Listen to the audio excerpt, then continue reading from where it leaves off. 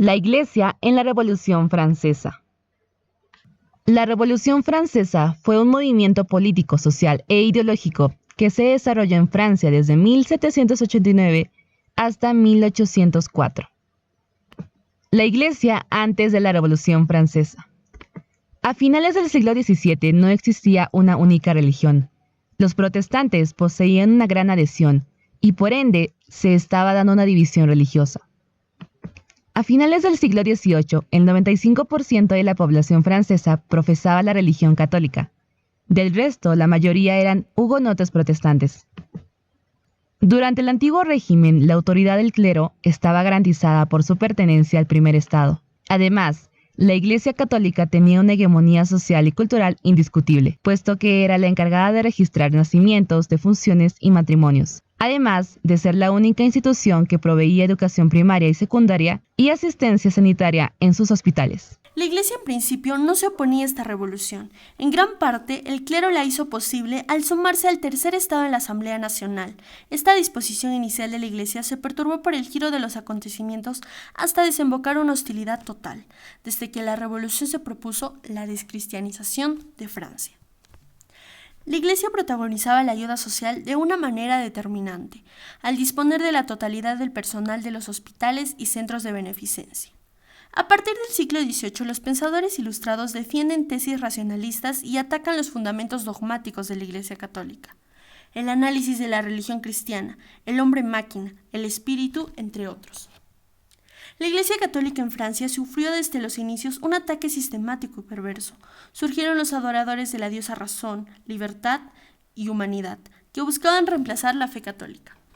El mundo moderno liberal en el pensamiento y las instituciones, las leyes y las costumbres se va constituyendo ya en Occidente como una contraiglesia, pues quiere vivir sin Dios y sin Cristo. Este mundo liberal cree que la razón humana, sin tener para nada en cuenta a Dios, es el único árbitro de lo verdadero y de lo falso, del bien y del mal. Es ley de sí misma, y bastan sus fuerzas naturales para procurar el bien de los hombres y de los pueblos. En 1789, abolición de los derechos feudales por la Asamblea Nacional, votación por la supresión de los diezmos, nacionalización de los bienes del clero, todo esto trae consecuencias como la separación de la Iglesia-Estado. La Iglesia después de la Revolución Francesa.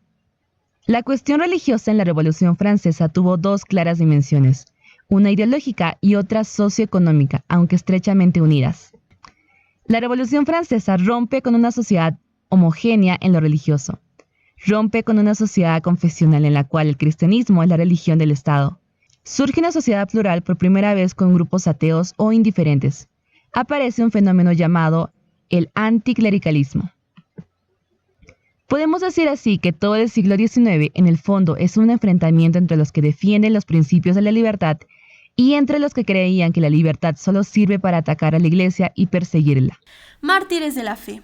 La llamada humanista y libertadora Revolución Francesa costó a la cristiandad más de 3.000 sacerdotes asesinados, una multitud de religiosas profanadas, violadas y torturadas hasta la muerte, pueblos enteros destruidos y miles de mártires fusilados, descuartizados, ahogados, torturados, por oponerse a la revolución liberal y masónica por fidelidad a la religión católica, apostólica y romana.